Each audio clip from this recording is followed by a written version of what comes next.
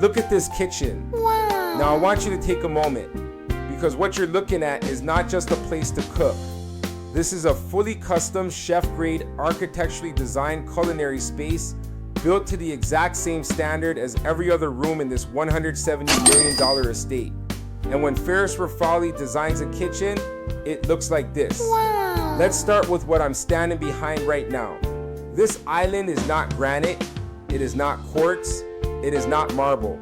This is rare green gold onyx, Wow. one of the most expensive and difficult to source natural stones on earth. The entire base is hand fluted, every single vertical groove carved by craftsmen and backlit from within so the stone glows from the inside out. At night, this island becomes a light source. Wow. The veining in the onyx lights up like something alive.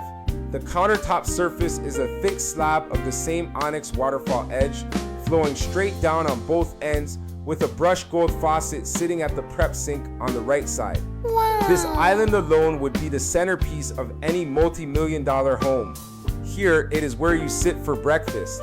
Now look at what's directly behind me.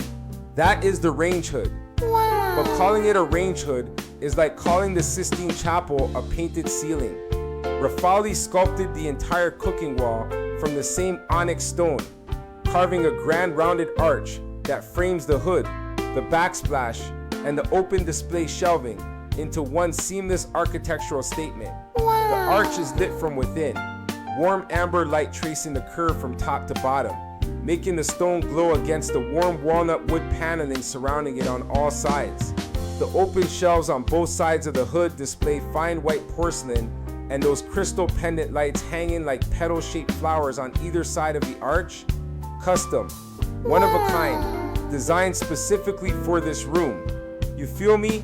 Even the light fixtures in this kitchen are bespoke. Remember what Rafali said about noble materials?